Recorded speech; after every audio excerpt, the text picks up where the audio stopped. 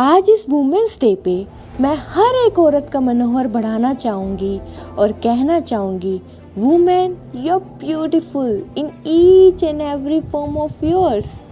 Why you think you are less than anyone else? This society will try each and every aspect to break you, but show the world you are unbreakable. आज इस women's day पर हम बात करते हैं gender equality के बारे में.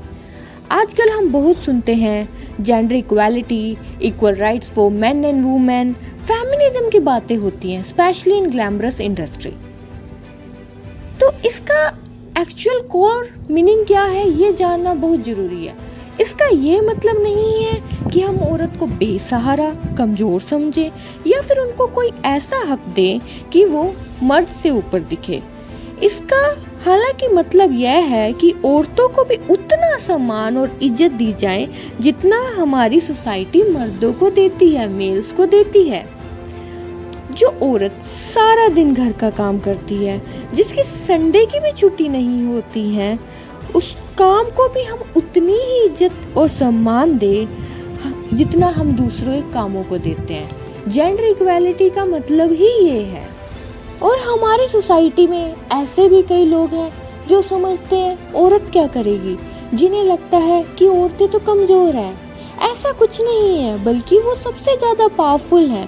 पूरा दिन काम करना, सबका ध्यान रखना, वह अपने घर में एक नन्ही सी जान को रखना कोई आसानी का काम नहीं है. तो जो लोग समझते हैं ना औरतें कमज़ोर हैं, सॉरी दोस्त, औरत कमज़ोर नहीं, आपकी सोच कमज़ोर है. हाँ, मैं औरत हूँ, मेरे अंदर है बहुत भावनाएं.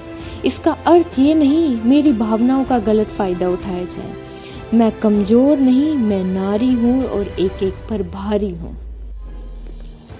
आज मैं औरतों के लिए 4 पंक्तियाँ बोलना चाहूँगी जो सबकी खुशी के लिए अपनी खुशियों का बलिदान कर देती है और अपनों की छोटी छोटी खुशियों में ही अपनी खुशी ढूंढ लेती है. Women, you are creators, not a destroyer.